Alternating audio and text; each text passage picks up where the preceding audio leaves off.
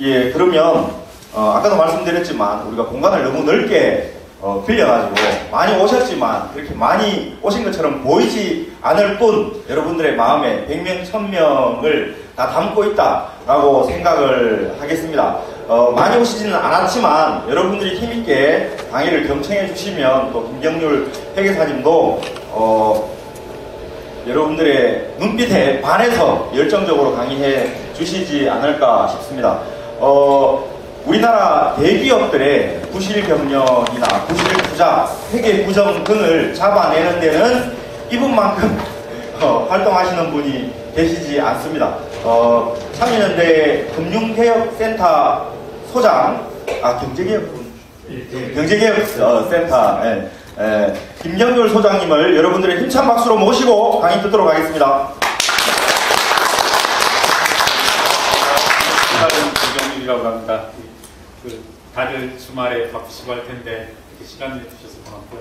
저도 이렇게 빨리 움직인다고 움직였는데도 지금 이 시간에 도착했네요. 미리 도착해서 인사를 드리고 있으면 좋았을 텐데, 네. 한번 지금 시작을 해보겠습니다.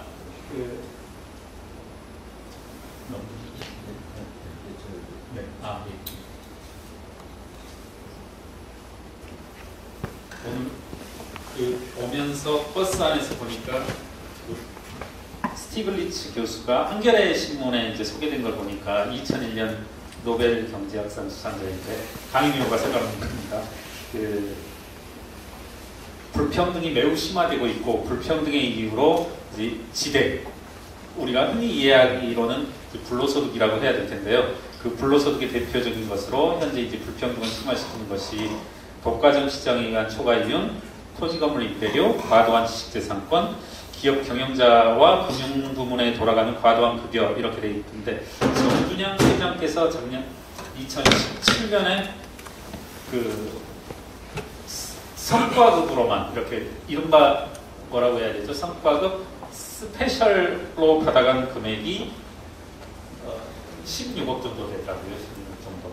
그리고 저도 약간 놀란 부분인데 우리 포스코에서 인건비가 차지하는 비중이 얼마 정도라고 생각하십니까? 여러분들께서는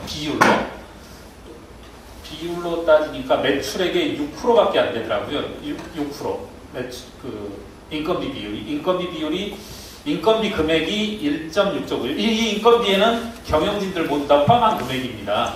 1.6조이고 매출액은 여기 28조 되는 거니까 한 6% 안팎이 되더라고요.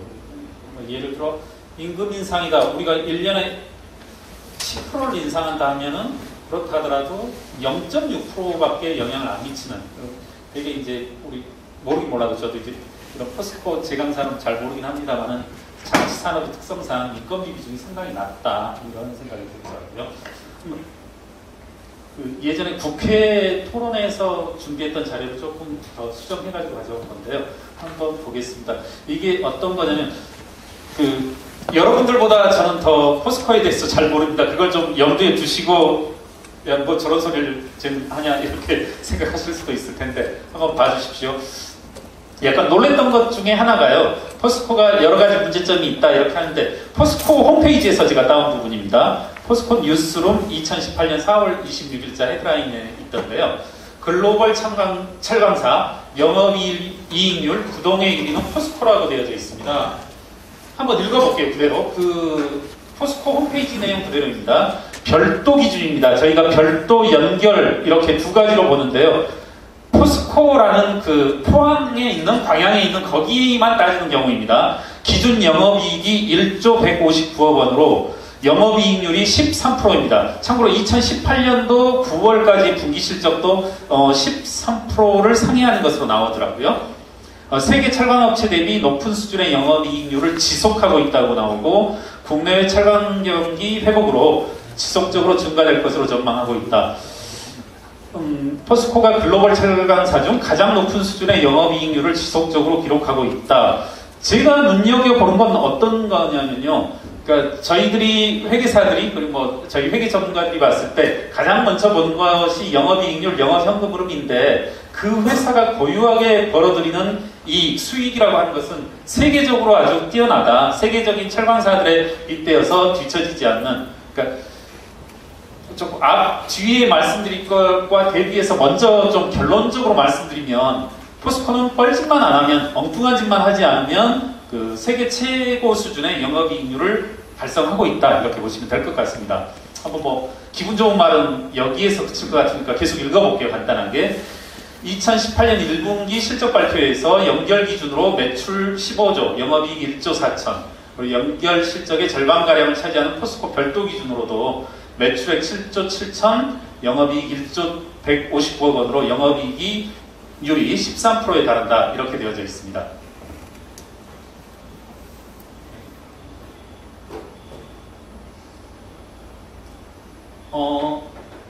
지난 10년간입니다. 그러니까 이른바 이명박근혜 정권 하에서 세계 주요 철강업체 영업이익률 추이입니다. 제가 계속 개별 기준으로 보고 있습니다. 그 개별 기준으로 하면은 왜 그러냐면 연결 기준이라 하면 뭐냐면 이른바 이제 이명박 박근혜 정권에서 해외에 투자를 많이 했잖아요. 자원외교로도 투자하고 갖가지 M&A를 했는데 그런 것들을 제외한 순수한 포스코만 봤을 때입니다. 순수한 포스코만 봤을 때 개별 기준으로는 맨 위가 포스코입니다. 그리고 기타 아르셀로미탈, 그 다음에 NSSMC 이와 같은 회사들이 이제 그 세계적인 굴지 이제 철강 회사들인데 그런 것보다 의미 있게 항상 앞서고 있습니다. 개별 기준 영업이익률은. 계속 말씀드리지만 그러면 연결 기준이라든가 영업 외 활동을 제외한다라면 포스코에서 개별적으로 벌어들이는 영업이익률은 상당히 이제 의미 있는 차이로 앞서고 있다. 이렇게 보시면 되겠습니다. 어느 해를 보더라도 뒤처지지 않습니다. 보시다시피. 그러니까 한번 보십시오. 그러니까 저도 이제 이 두 가지 내용을 보면서 포스코 스스로 공표한 내용 그리고 이와 같이 이제 그 공시되어진 수치 실적들을 보고서 내가 알고 있는 그동안 이제 뭐 시사인에서도 시사 저널에서도 상당히 비판적인 기사가 많이 나왔던데 이런 것과 내가 알고 그런 것들과 알았던 것과는 많이 다르다 이런 생각을 했었는데요. 그렇습니다. 이제 하지만 같은 기간 이제 주가 변동을 한번 보게 되면 가장 이제 그 우리들이 주가를 시장에서 냉정한 평가라고 하는데 2007년 기준으로 해서 한 주가 변동을 봐왔습니다. 2007년 10월 그러니까 뭐 이명박 정권이 시작되기 직전이겠죠. 76만 5천 원이던 것이 2016년 1월에는 이제 약 5분의 1 토막이 난 거죠. 15만 6천 원으로. 그리고 현 주가 그러니까 2018년 10월 기준으로는 29만 4천 원. 그러니까 최고가 기준 이명박 씨가 집권하기 직전 기준 대비 40%밖에 아직 회복을 못했다 이렇게 보시면 될 것 같고요. 그리고 많은 언론들에서 지적했던 내용입니다. 같은 기간 동안 이제 신용등급 변화 추이입니다. 그 유명한 이제 신용정보 회사들이죠. 무디스사와 위에는 뭐지? 저도 이렇게 보시면 2007년 A 그 다음에 A1이었다가 상당히 많이 떨어집니다. 보시면 2007, 8, 9, 10, 11, 12 이렇게 보시면 12년도 BBB 플러스 BA 마이너스 네거티브 뭐 이렇게 상당히 이제 안 좋은 등급으로까지 국제적인 신용평가사에 의해서는 이렇게 신용 하락이 되었던 겁니다. 그래서 이제 다시 돌아가 보면 앞선 PPT 두 장과 주가의 흐름, 그 다음에 이제 신용정보회사들의 평가가 이렇게 극과 극을 이루는 이유. 탄탄한 영업 기반을 가지고 있음에도 시장의 평가는 극을 치닫는 이유는 무엇인지 이렇게 한번 보시면 이제 저희가 이제 그 이론적으로 재무 이론적으로는 그럴 수 있겠죠. 아까 개별 재무제표의 영업이익률은 아주 좋았는데 이른바 상체를 보면 근육질이 탄탄하고 정말 누가 봐도 이제 뭐 부러워할 만한 근육질의 남자인데 하체는 보면 이제 아주 부실한 거죠. 그러면 그 이유는 뭐냐? 하체가 그렇게 부실한 이유는 뭐냐? 영업활동 이외의 종속회사 등 피투자회사의 영업실적 부진. 뭐 어렵게 써놨는데 이제 뻘짓을 한 거죠. 뭐 브라질에 투자한다든가 에콰도르에 투자한다든가 이제 남미, 중남미 이런 의문의 투자들 그리고 각종 우리나라 국내 기업들의 좀 알 수 없는 투자들 이런 것들이 있고요. 그것과 연관된 것으로서 영업 외 손실 항목이 크다. 한번 보시면 포스코 영업이익률, 당기순이익률 변화입니다. 이건 보시면 제가 연결 기준으로 해놨습니다. 수치가 보면 약간 다릅니다. 아까는 보시면, 아까는 2008년 기준으로 21.3%까지 가거든요. 영업이익률이 개별 기준으로. 보시면 2008년 기준으로 이제 17점 몇 프로입니다. 이게 항상 의미 있게 낮습니다. 개별 기준으로 따지면 한 이 정도 있을 겁니다. 개별 기준으로는 이렇게 있을 텐데 연결지역제표 기준으로는 영업이익률이 이와 같이 떨어지고요. 당기순이익률은 또 떨어집니다. 여러 가지 이유가 있겠습니다만은 이 영업이익과 당기순이익률 차이가 영업 외 손실 등, 그 다음에 종속회사 등 이런 영업 실적들이 반영돼야 되겠죠. 보시면 급기야 2015년에는 최초로 이제 손실을 기록하기도 합니다. 이렇게 다시 말씀드리지만 정리해보자면 개별 영업이익률은 이 두 개 그 직선 위에 이와 같이 위에 있을 텐데 연결 기준 영업이익률이 이와 같이 아래에 형성되고 그보다 더 아래에는 연결 당기순이익률 이렇게 형성되고 있습니다. 2012년 이후 그러면 이제 몇 가지 항목들을 추려봤는데요. 영업 외 비용 중 주요 손상차손 항목입니다. 매각 예정자산 손상차손, 유형자산 손상차손, 무형자산 손상차손만 해봤는데 손상차손이 무엇이냐면 혹시 이제 쌍용차를 기억하시는 분들은 기억하시겠지만 뭐 그런 겁니다. 이제 기계장치를 사다 놓고 내가 이 기계장치를 운영해봐야 이 뭐 핸드폰을 100만 원에 샀는데 앞으로 이거 가지고 써봐야 이익 날 게 없다 하면은 미리 손실을 계산해버리는 겁니다. 뭐 제가 기분 좋게 뭐 고급 외제차 1억짜리를 샀는데 이거 가지고 앞으로 영업할 일도 없고 택시 영업도 못하고 하니까 이번에 9천만 원 손실을 잡아버리는 거죠. 이런 금액들이 이제 손상차손이라는 건데 앞으로 발생할 손실을 미리 인식해버리는 겁니다. 보시면 매각 예정자산 손상차손이라고 해서 과거 6년 동안 4,400억을 계상했고 유형자산 손상차손이 5,100억, 무형자산 손상차손이 6,500억 해서 도합 이 세 가지 항목으로 1조 6천억 가량을 형성했습니다. 제가 봐서는 앞으로 손상차손은 더 많이 발생할 것 같습니다. 2018, 19, 20 그동안 M&A를 한다 어쩐다 해가지고 투자 금액이 더 많이 있기 때문에 앞으로도 많이 2018, 19, 20 계상을 해야 되지 않을까 싶고요. 한번 유형자산 처분 손실과 기타 의대 손상각비 한번 봤는데 조금 어려울 수도 있는데 한번 제가 말씀드려 볼게요. 여러분들 기왕 여기까지 온 김에 뭐 부동산 투자에도 도움 되시라고. 저희 회계사들이 무슨 말씀을 하냐면요. 그 회사 재무제표에 유형자산 처분 손실이 있으면 상당히 의심스러워합니다. 저희들은.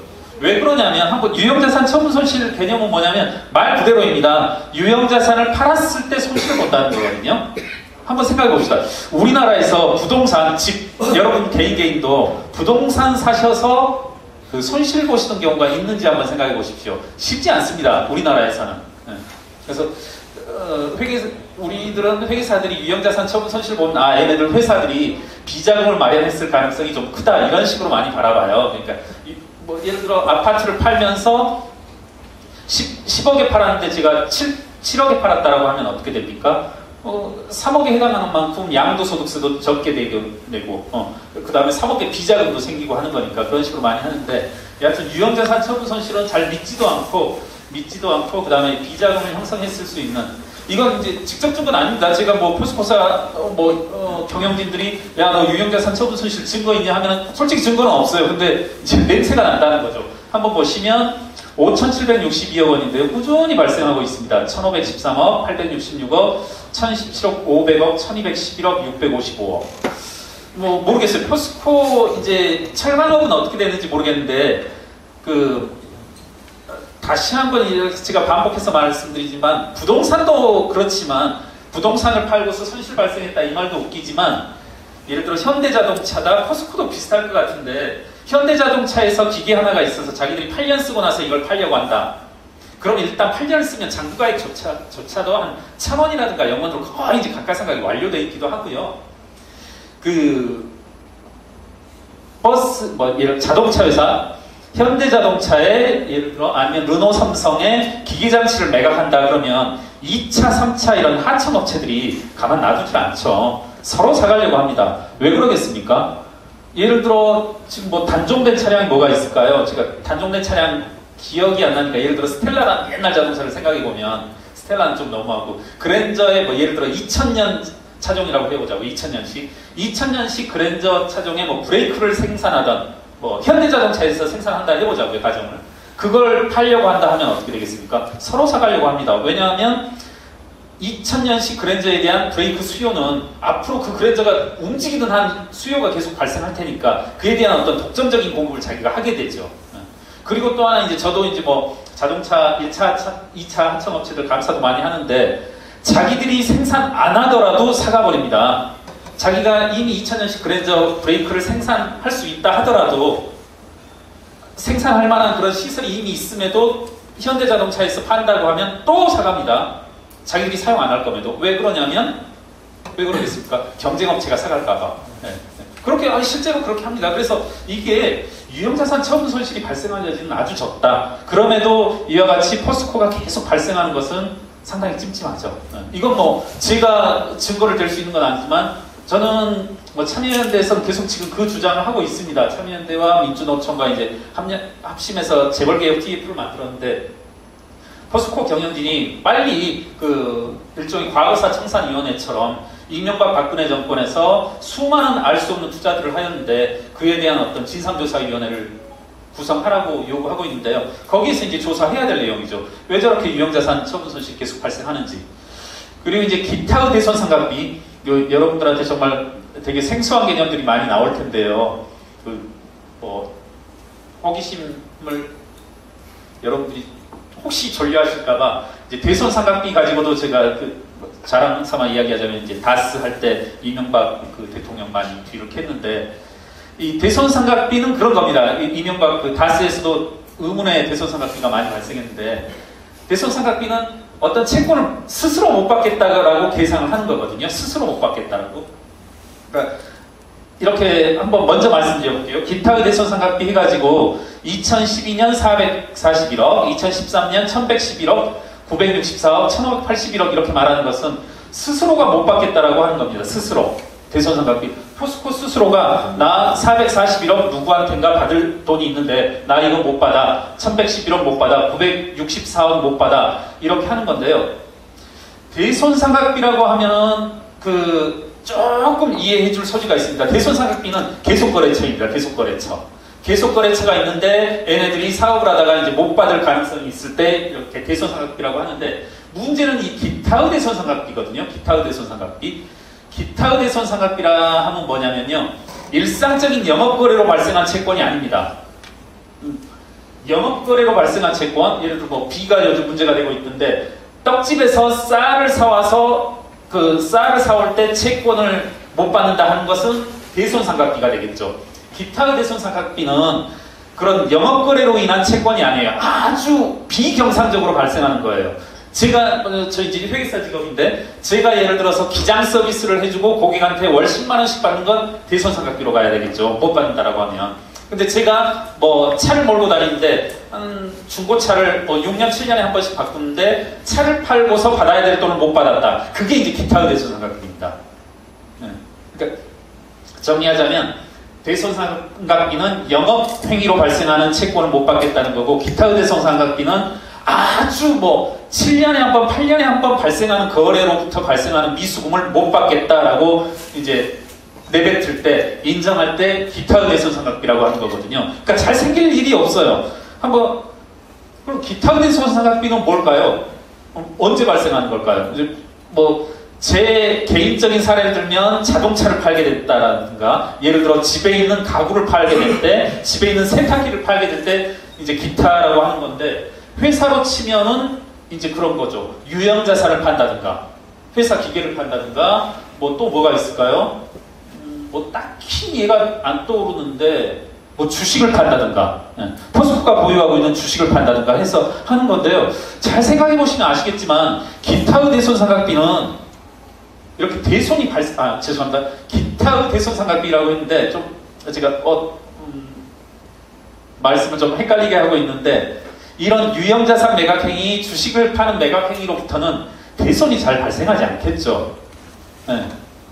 계속 또 쌀과 떡집을 얘기합니다만 쌀과 떡집에서 떡집이 망해버리면 그럴 수 있다고 하는데 이런 일회성 거래에는 그런 못 받게 될 가능성을 훨씬 더 많이 고려하게 되고 주식을 팔 때라든가 철강 기계를 판다든가 할 때 채권 확보를 위해서 상당히 노력하는데 기타의 대손상각비는 그런 측면에서 봤을 때 잘 발생할 여지가 없다. 그럼에도 불구하고 포스코는 이와 같이 4,056억, 매년 이제 1,000억 안팎 이렇게 발생하면서 이렇게 발생하는 건 뭔가 의심스럽다. 이런 건 대개는 보면 제 생각엔 해외 거래에서라든가 이런 데서 발생할 것 같아요. 기타 재소상각비 이런 것들은. 그러니까 결국은 제가 드리려는 말씀은 회사의 재무제표에 보이는 유형자산 처분 손실, 기타의 대손상각비 이 항목들은 상당히 의심스럽고 잘 발생할 여지가 없음에도 불구하고 이렇게 발생하는 건 좀 의문이 든다. 그리고 이건 스스로가 포스코 스스로가 밝혀내야 될 대목입니다. 뭐 안 되면 이제 검찰이라도 고발해야죠. 저희들은 뭐 자랑삼아 얘기 자랑은 아니지만 곧 포스코는 고발할 겁니다. 저희 참여연대와 민변.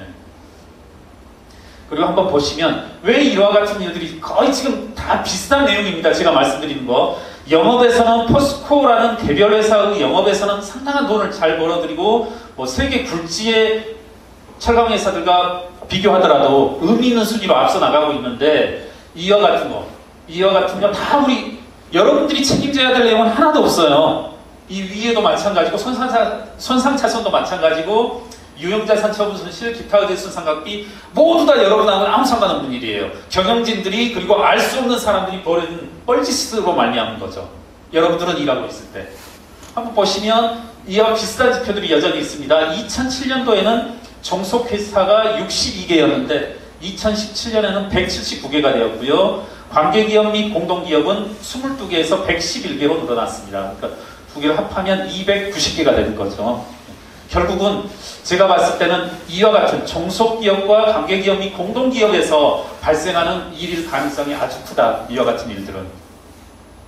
여러분이 일하는 현장에서가 아니라. 한번 이제까지 포스코 개별 회사들에서 어떤 일이 벌어졌는지 그리고 그것들을 개별이 아닌 연결 기준, 그러니까 이제 해외에서 어떤 일이 벌어졌는지 그리고 뭐 이제 국내에서도 M&A를 많이 했는데 그것들과 비교해서 한번 말씀을 드려봤고요. 이제부터는 이제 한 가지 사례를 한번 들어서 좀 설명을 드려보겠습니다. 이와 같이 이제 포스코의 좀 무분별한 M&A 사례, 해외 투자의 사례라고 할 수 있는 것입니다. 그 산토스 CMI라는 회사의 투자인데요. 산토스 CMI 또는 EPC 버티스라는 회사의 투자입니다. 뉴스타파 2016년 4월 8일 기사입니다. 한상진 기자께서 이제 보도한 내용인데요. 이게 이제 뉴스타파 기자분이 어느 날 하루는 전화 연락이 왔더라고요. 자신들이 이제 어떤 자료를 좀 확보했다. 그 자료는 제가 알기로는 그런 겁니다. 그 모색 폰세카라는 파나마에 있는 죄송합니다. 계속 말이 나오는데 모색 폰세카라는 그 법무법인입니다. 우리나라로 치면 뭐 김앤장, 태평양 이런 이제 법무법인인데 파나마에 있는 그 법무법인의 내부 자료가 털린 겁니다. 일종 해킹을 한 거죠. 컴퓨터를 해킹을 한 겁니다. 그랬더니 이제 무수한 자료들이 나온 거죠. 모색 폰세카라는 법무법인에 있는 그 컴퓨터 자료에서 계약서와 각종 증서, 이메일 등 이런 것들이 이제 털렸는데 이제 한 장을 들고 오셨더라고요. 그 한 장 중에 계약서 중에 포스코가 적혀 있다. 좀 같이 봐보자 하면서 이제 시작을 했던 내용입니다. 한번 대략 읽어보겠습니다. 2011년 포스코가 인수한 영국 등록법인이 영국 공시자료상으로 자산이 전혀 없는 페이퍼 컴퍼니라는 사실이 법무법인 자료를 통해 확인되었다. 포스코의 해외법인 인수과정을 이 해외법인은 산토스 CMI입니다. 인수과정을 보여주는 법무법인 내부 자료는 계약서와 이메일 등 수백 건에 달한다. 문제의 법인은 EPC 쿼티스이고 영국 런던 주소지에 이와 같은 것이 있습니다. LLP 유한 책임회사이고 모색 폰세카 내부 자료와 포스코 공시 자료에 따르면 약 50%, 20%, 그러니까 포스코 건설이 50%를 인수했고요. 포스코 엔지니어링이 20%를, 총 70%를 인수하였습니다. 2014년도에는 이제 아까 70% 인수했는데 추가 10%를 또 인수했고요. 참고로 2017년에도 또 10%에서 거의 100% 다 인수했습니다. 인수했고 모색 폰세카는 EPC 측의 법률 대리인 자격으로 이 계약에 참여했다. 이와 같은 것으로 시작되는데 이거 먼저 말씀드릴게요. 그 한번 뉴스타파 한상진 기자님과 이제 처음에 이 자료를 보고 이제 문제의식을 가졌던 내용입니다. 552억 원을 주고 인수한 EPC 쿼티스 LLP라는 회사는 영국 국세청 공시 자료입니다. 이건 여러분들도 이제 홈페이지, 영국 국세청 홈페이지 들어갈 수 있더라고요. 한상진 기자는 뭐 어렵게 입수한 것처럼 얘기하던데 홈페이지 URL 치면 다 들어가집니다. 보시면 자산은 물론 매출, 자산 모두가 0입니다. EPC 쿼티스라는 회사가 모두가 0입니다. 지금 보시면 이게 지금 인수 당시뿐만 아니라요. 인수 당시 2011년뿐만 아니라 2012, 13, 14, 15, 16, 17 현재까지도 계속 0인 회사입니다.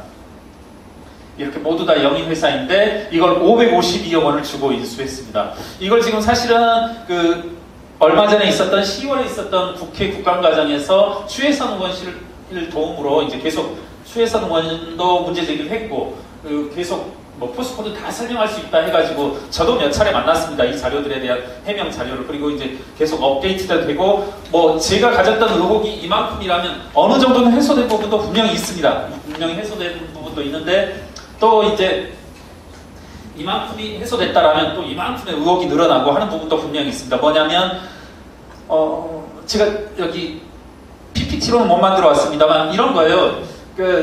EPC 쿼티스 LLP가 0이라고 신고된 건 인정하는데 EPC 쿼티스 LLP라는 회사에 자회사들이 있다 하는데 자회사가 사실은 있을 수 없거든요. 왜냐하면 자회사가 있다라면 자산이든 자산에라도 있어야 돼요.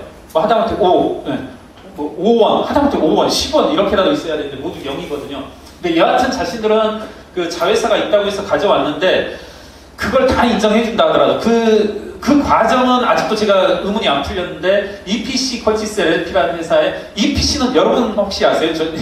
저 이제 이 의혹을 해결하다 추적하다 보니까 알게 됐는데 EPC가 뭐의 약자더라? 까먹었는데 조달, 구매, 건설 이 세 가지를 모두 다 통틀은 회사를 EPC라는 회사라고 일컫더라고요. 이때의 EPC는 물론 회사 이름이긴 합니다. 그러니까 건설 회사인데 조달, 계약, 설계, 건설을 모두 다 하는 회사예요. 그러면서 이제 어마어마하게 남미에는 영향력이 있는 회사다 이런 식으로 이제 포스코는 이제 해명을 하는데 이 회사의 유형 자산이 얼마냐면 이 회사가 가지고 있는 유형 자산 총액이 6억이에요. 6억. 그러니까 좀 황당해 하셔야 되는데 건설뿐만 아니라 설계도 하고 조달도 하고 이런 회사가 유형자산 총액이 6억이고 그 6억의 유형자산을 가지고 중남미를 모두 다 포괄하는 회사라는 거죠. 6억이면은 자랑 같지만 제가 자가나지바 제가 서울에서 전세를 살고 있는데 저희 전세값하고 비슷하거든요. 그러니까 6억 가지고 전 세계 EPC를 한다는 게 이제 말이 안 되는 거죠. 그런 자료들을 지금 가져왔습니다. 이제 포스코 측에서는. 앞서 보시면 이게 이제 포스코와 SNK라는 회사는 뭐냐면 EPC 회사의 지분을 100% 가지고 있다는 회사입니다. 그러니까 EPC와 산토스 CMI.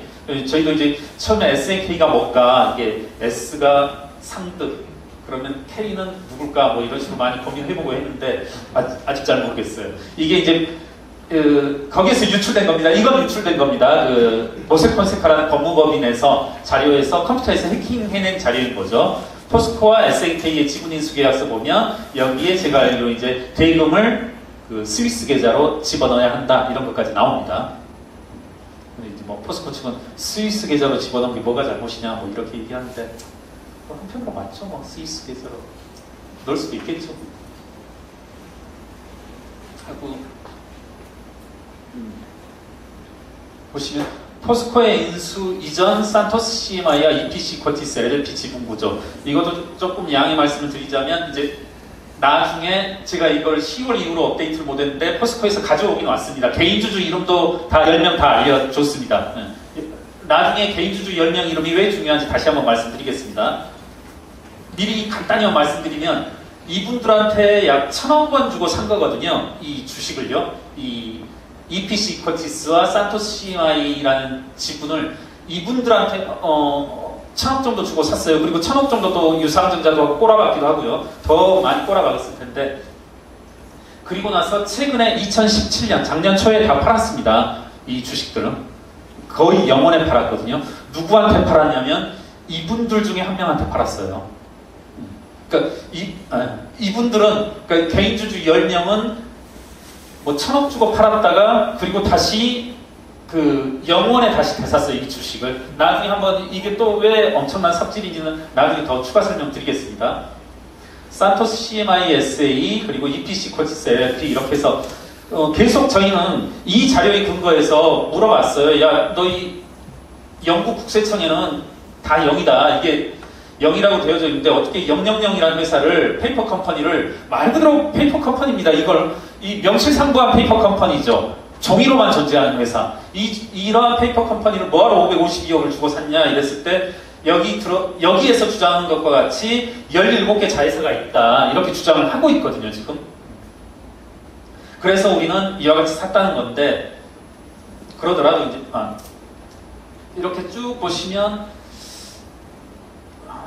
제가, 어떤 내용이 나오냐면, 산토스 산하 10개 자회사, 그리고 EPC 쿼티스 17개 자회사라고 하는데, 이와 같은 자신들이 이제 포스코가 산토스 CMI, EPC 쿼티스를 이렇게 인수하면서 이러이러한 회사다, 이 회사는 이러이러한 회사다라고 하는데 EPC 그런 자료에서조차 그러니까 포스코 이사회에 우리 지금 산토스 CMI, EPC 쿼티스를 인수하려고 합니다. 이 회사는 이러이러한 회사입니다라고 소개하는 그 최종 의사결정을 내리는 그러한 자료에서조차 EPC 관련한 자료가 없어요. 전혀 없습니다. 이건 그래서 조금 상당히 깊숙한 수사가 진행돼야만 이 실체를 밝힐 수 있는 내용 같은데요. EPC 쿼티스라는 회사의 그 실체는 여전히 이제 오리무중이다 이런 내용입니다. 그리고 포스코 수상공시 황당한 해명이라고 제가 이름을 지어봤는데 포스코 건설과 이제 포스코 엔지니어링이 이와 같이 있는데요. 보십시오 한번. 제가 약간 헷갈리겠는데 아까 말씀드렸듯이 EPC 쿼티스와 산토스 CMI라는 회사를 포스코 건설과 포스코 엔지니어링이 지금은 이제 합병을 했습니다만은 2011년 당시에는 포스코 건설이 50% 인수하고 포스코 엔지니어링이 20%를 인수했습니다. 그런데 포스코 건설이나 포스코 엔지니어링이나 똑같은 회사를 인수했거든요. 당연히. 그런데 두 회사를 서로 다르게 이야기하고 있습니다. 포스코 건설은 자산이 114억이라고 얘기하고 있고요. EPC 쿼티스라는 회사를 매출은 4억이라고 얘기하고 있습니다. 같은 회사를 포스코 엔지니어링은 자산이 704억이라고 얘기하고 있고 매출은 897억이라고 얘기하고 있습니다. 즉 같은 회사를 이와 같이 표시하고 있는 겁니다. 포스코 건설은 2014년을 보면 자산이 491억이라고 쓰고 있고 매출은 없어 이와 같이 얘기하는데 포스코 엔지니어링은 자산이 705억, 매출이 748억이라고 얘기하고 있고 산토스 CMI에 대해서도 마찬가지입니다. 포스코 건설은 예를 들어 2014년에 자산이 383억, 매출이 388억이라고 얘기하고 있고 당기 순손실이 24억이 발생했다고 얘기하는 데 반해서 포스코 엔지니어링 감사보고서에서는 2014년도 자산이 473억, 매출이 794억이라고 얘기하고 당기 순손실이 52억 발생했다고 하고요. 처음에는 이거보다 더 황당하게 많이 이제 차이가 발생했어요. 그래서 이제 뉴스타파에서 보도를 했고 이제 저희 참여연대에서도 좀 포스코의 질의서를 발송하였습니다. 너희 포스코 건설은 이렇게 된다고 하고 있고 포스코 엔지니어링은 이와 같이 된다고 하는데 차이가 처음에 똑같은 말씀인데 엄청나게 심했거든요. 왜 이런 일이 발생하느냐 해서 갔더니 이제 아무 말도 못하고 한번 수정해보겠다고 한 이후의 것이 이것입니다. 지금 이후의 것이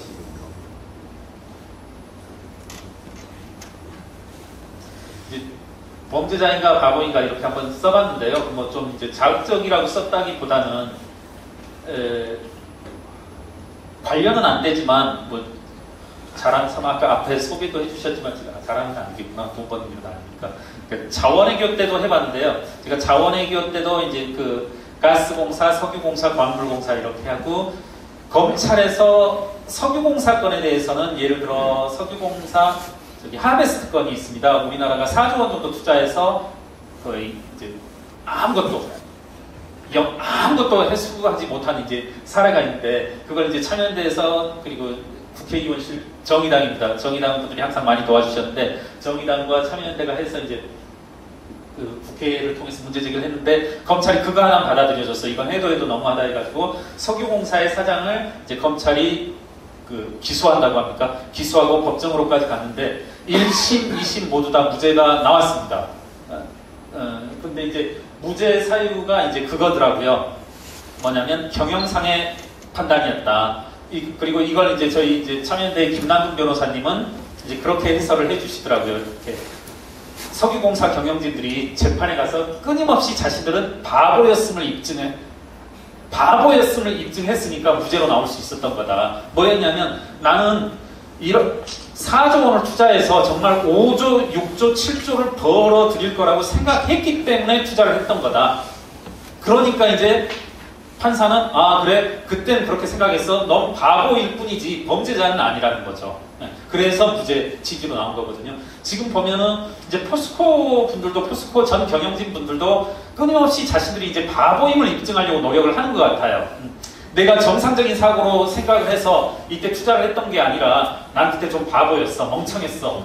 뿐만 아니라 지금도 난 바보야 이렇게 입증을 하고 있는데 하나 보시면 그렇습니다. 이제 아까 제가 뭐라고 말씀드렸냐면 처음에 샀던 금액이 EPC가 552억 원이었고 산토스가 200 얼마 그리고 이제 계속 아까 또 추가로 또 인수를 한다고 말씀드렸거든요. 처음에는 50%, 20% 그러니까 70% 인수했다가 또 2014년도에도 10% 인수하고 또 인수하고 또 인수하고 하거든요. 보시면 2017 여기를 보십시오. 여기 산토스 CMI와 EPC 거치습니다. 2017년 1분기입니다. 2017년 1분기에 또 지분을 또 추가 취득합니다. EPC 코치스와 산토스 CMI를요. 그래서 아마 이때쯤이면 제가 알기로 90%인지 100%인지 다 인수합니다. 뭐 추가로 살 수는 있죠. 살 수 있고 자 한번 또 보십시오. EPC 코치스만 한번 집중적으로 한번 보겠습니다. 지분 취득을 79억 원어치 정도 더 하고요. 유상증자도 합니다. 768억 원을. 그리고 문제는요. 이거 있는 그대로입니다. 있는 그대로. 보시면 주 2를 한번 보십시오. EPC 쿼티스 주 2라고 되어져 있는데 뭐라고 써져 있냐면 감사보고서에 이와 같이 써져 있습니다. 당분기 중 전액 매각하여 특수관계가 소멸하였습니다. 이렇게 했습니다. 전액 매각했다고 했는데 아까 제가 누구한테 매각했다고 했습니까? 샀던 사람한테 팔았다고 했거든요. 여기 보시면 2017년 지금 1분기 검토보고서니까 2017년 1월부터 3월까지 있었던 불과 3개월 동안 있었던 일입니다. 1분기에 80억을 주고 샀어요. 약 10%가량을 80억을 주고 산 겁니다. 이것만 보죠. 유상증자는 일단 빼보고 80억을 주고 샀는데 그 3개월 동안 또 매각을 했어요. 영원에. 그러니까, 죄송한데 좀 이해되세요 이거? 그러니까 이거 어려운 제가 회계용어 설명드리는 게 아니라 제가 우리 선생님한테 80억을 주고 샀어요. 이거를 예를 들어 뭐 이 컴퓨터의 10분의 1을 그리고 나서 3개월이 안 돼서 제일 길어야 3개월 사이에 얼마에 팔았냐면 영원에 판 거죠. 3개월 전에 80억 주고 산 다음에 이것도 설명이 안 되지만 한번 보시면 유상증자도 있어요. 768억. 컴퓨터를 계속 예를 들면은 이거죠. 뭐 우리 760억, 80억 이렇게 하면 이해가 안 되실 수 있는데 이렇게 한번 해볼까요? 제가 이 컴퓨터의 10분의 1을 키보드 자판만 80만 원에 샀다가 또 그 다음에 이걸 업그레이드를 한다고 800만 원을 또 투자했어요. 키보드 자판만 80만 원에 사고 업그레이드 한다, 램 교체한다, 뭐한다 해서 800만 원을 쏟아부은 다음에 다시 산 사람한테 영원에 판 거예요. 이게 좀 설명이 안 되죠. 이걸 제가 어떻게 설명을 할 수 있겠습니까? 이게 산토스 CMI도 마찬가지입니다. 뭐냐면 지분 취득을 34억 원을 더하고 유상증자를 또 34억에 합니다. 그리고 나서 다 팔아버려요. 이렇게. 이런 일이 이제 있는 거죠. 그리고 이와 같은 내용들을 이제 MBC에서도 보도하고 SBS에서도 보도하고 했는데 이제 다 제가 알기로 포스코에서 소송을 걸었습니다. 다 소송을 걸었고 이제 소송이 진행 중인데 저도 뭐 변호사분이 좀 도와달라고 해서 이 자료들을 보고 있는데 포스코 측은 아득바득 이제 정상적인 절차라고 하고 있습니다. 왜? 이게 정상적이 아니라고 생각하면 안 되는 거죠. 그러니까 이걸 지금 자신들은 정상적이라고 생각을 해야지 이게 잘못다고 생각하면 이제 배임이 되고 뭐 횡령이 되고 사기가 되는 거죠. 우리 이게 정상적인 절차야. 79억을 지분 취득한 것도 의미 있는 의사결정이고 768억을 유상증자한 것도 의미 있는 의사결정이야. 이걸 계속 지금 판사 앞에서 주장하고 있는 거죠. 우린 제대로 샀어요. 이거 800만 원 정도 내가 이거 업그레이드 한 게 뭐가 잘못이냐? 컴퓨터 뭐 좋게 잘 쓰려고 하는 건데 사가지고 내가 좋게 잘 쓰려고 800만 원 업그레이드 한 게 내가 뭐가 잘못됐는데 이게 정상적인 의사결정이다. 계속 지금 강변하고 있거든. 자기가 이게 잘못했습니다. 이걸 인정하면 그때부터 이제 사기라든가 배임으로 걸려들 수 있으니까 끊임없이 이제 바보 행세를 하고 있는 거죠.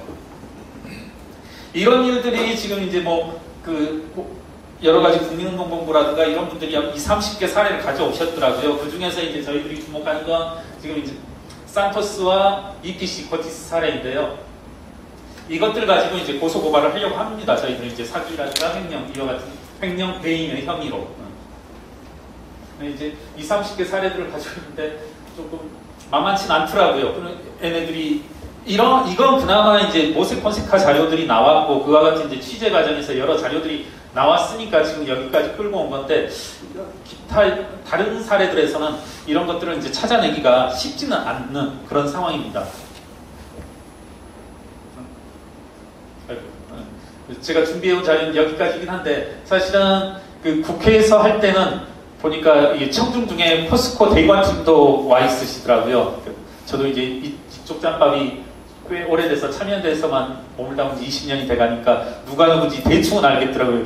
쟤는 틀림없는 포스코 대관이다 해가지고 좀 욕도 많이 하고 하더라고. 좀 시간을 많이 했었는데 생각보다 좀 일찍 끝나긴 했는데요. 정리하자면 그겁니다. 다시 이제 돌아와서 말씀드리자면 제가 봤을 때 그리고 포스코가 주장하는 것처럼 포스코의 개별 기준 그리고 영업만 할 때 광양에서 포항에서 여러분들이 일을 하는 현장의 경쟁력이라고 하는 것은 아주 독보적이다. 그것도 세계적인 그 철강 기업과 견주어 봤을 때도 어디에도 뒤떨어지지 않을 만큼 의미 있는 수준으로 압도적으로 앞서고 있다. 이렇게 말씀드리고 있고 그간에 이와 같은 이제 탄탄한 영업망을 갖추고 있음에도 불구하고 시장에서 이와 같은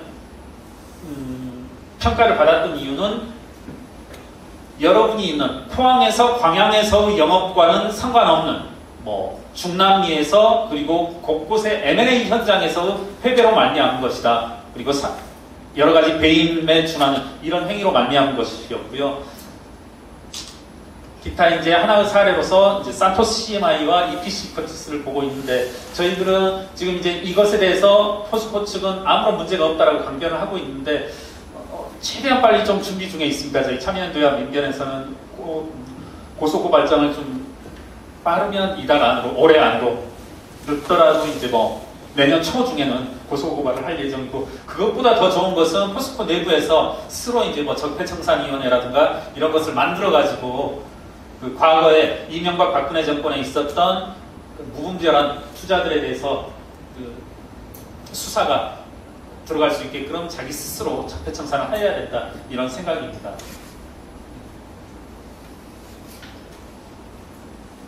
좀 일찍 마쳤는데 질문